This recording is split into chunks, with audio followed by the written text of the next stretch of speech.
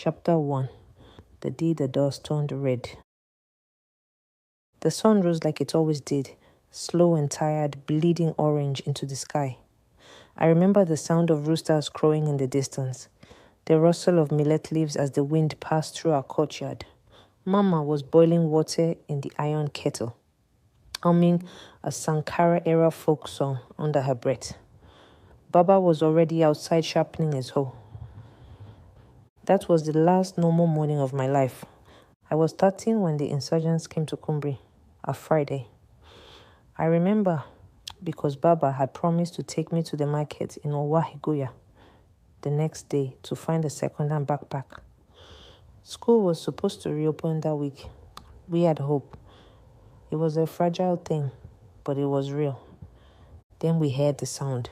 It was low at first, like a drum roll far away, but it got louder. Motorbikes, dust, then the barking of men. I peeked through the cracks in our mud wall. What I saw didn't make sense. They wore mismatched uniforms, some in camouflage, some in black robes, some barefoot. They had rifles strapped across their backs, machetes in hand, and scarves covering their faces. One had a phone taped to his chest, playing Arabic prayers on speaker. Another laughed as he tossed a grenade from one palm to the other like a toy.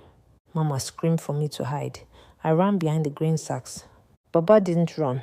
He stood in the doorway with his arms wide, like he could block the wind with his chest. I watched through the slats as one of them raised a weapon. Baba shouted something defiant. The man didn't care. One shot. That was all it took. Baba fell like a tree that had always stood tall. Dust flew, and just like that, the ground became red. Mama ran to him, sobbing, wailing, but they pulled her back by her hair. They called her a kafir, a traitor to the caliphate. They said girls like me belonged in camps, not classrooms. One of them lifted his hand to strike her. I couldn't stay hidden. I grabbed a clay pot and threw it. It shattered against his shoulder. He turned, gun raised. But a miracle happened. An old neighbor named Abdullah stepped in. He claimed me as his own daughter, lied for me, swore I was mute, swore I was nobody. They laughed, said I was lucky today. They left me alive, left me to bury the dead, left me to watch Mama's body dragged behind the cart with 3 others. I never saw her again.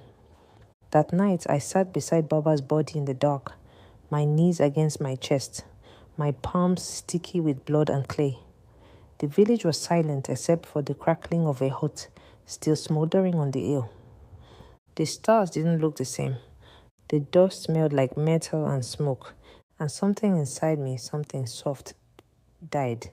I didn't cry, I couldn't. I just stared at the blood-streaked sand and whispered, I will remember this, I will never forget.